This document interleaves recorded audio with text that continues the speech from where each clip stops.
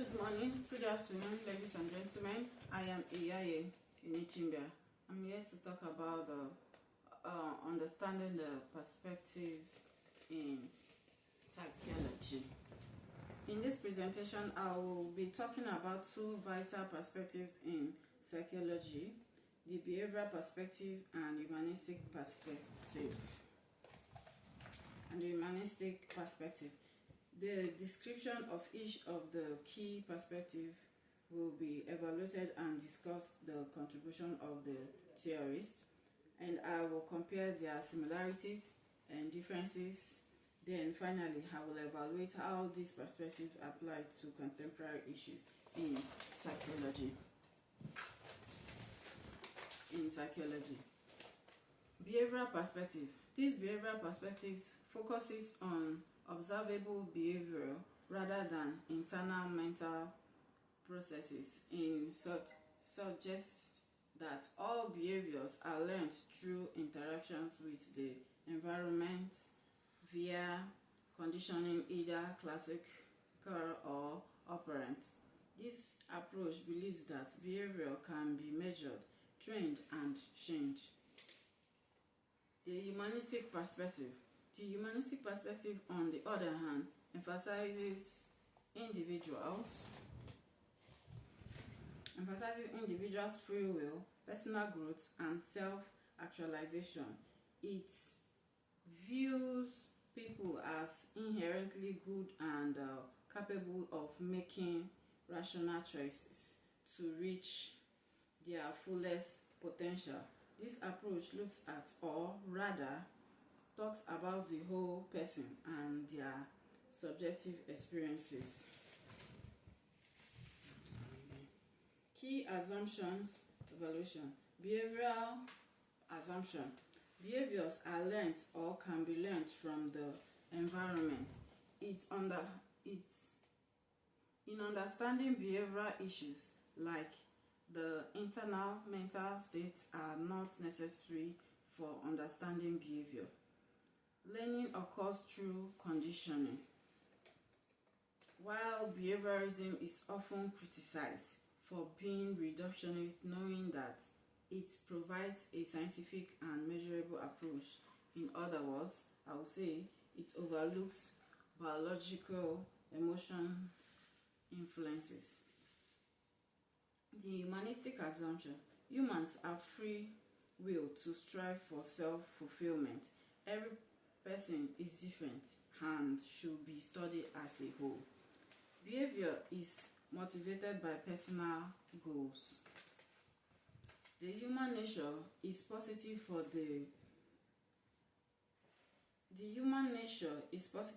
the offer of the humanism and holistic view, which it is sometimes criticized for lacking scientific evidences and being too subjective. Work of key theorists. The behaviorist theories. Experiments were carried out by Ivan Pavlov in 1927 with dogs, showing how natural stimuli can trigger responses. This was as classical conditioning discovery. Pavlov's work. Now, the strength about this is Pavlov's work is practical. It is also scientific controlled and has been widely replicated, which has reliability. It has practical real-world application in behavioral therapy, such as treating phobia using systematic decentralization. Now, the limitation about his theory is most of Pavlov's work was carried out on animals, meaning it may not fully reflect the complexity of human behavior and emotions. In 1938, B.F. Skinner developed operant conditioning, which he was demonstrating how rewards and punishment shaped behavior. Skinner's theory is useful in education, parenting and behavioral interventions. Now, in Tolkien's economic system and behavior modification techniques are skills widely used today.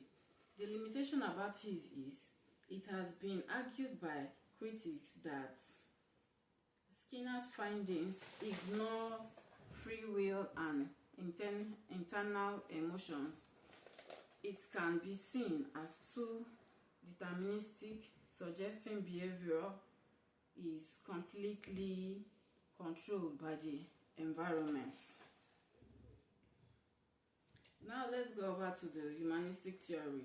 Now, in 1943, Abraham Maslow proposed a suggestion in hierarchy of needs to people who are motivated to fulfill basic needs before reaching self-actualization. The strength about his own theories is the theories, Maslow's theories, established and talks about nursing, influencing counseling and education, which shows personal motivation and well-being. The limitation about his own theory is he did not show the subjective hierarchy of scientific measurements, which made individuals not always follow the same order of needs. In 1951, Carol Rogers developed client-centered therapy, emphasizing empathy.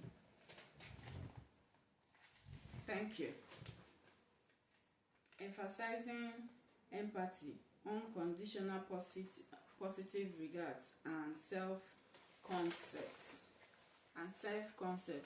The strength about his own theory is his own approach used by Rogers results to improve mental health, supports which positively transformed counseling and encouraging self-acceptance and emotional healing. But the limitation about his own theory is the unconscious factor of the humanistic view can be criticized looking at the behavioral influence biologically, assuming people are naturally good and ignoring cases where behavior is influenced by biological or unconscious factors. Therefore, I would say these theories greatly influence modern counseling and personal development practices. Similarities. Both perspectives mainly talks about improving human behavior. Each of the perspectives presented partial applications, behaviorism in education and therapy, humanism in counseling and motivation. Now the differences. Behaviorism, if I would say, is behavior shaped by the environment, while humanism is free will based. Behaviorism is objective and scientific, while humanism is subjective and experimental. Behaviorism studies behavior and the whole person. Now the application of the contemporary issues with their evaluation. Behaviorist application. Behaviorism is widely used today in behavioral therapy, such as for phobia, autism, and addiction. Systematic decentralization and token economics are techniques used based on conditioning principles.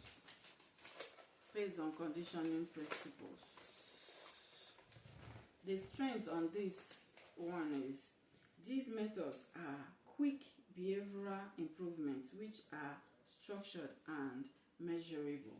The limitation about this means some behavioral improvements may not last if underlying personal issues are not addressed due to the fact that outward behavior may change without addressing deeper emotional causes.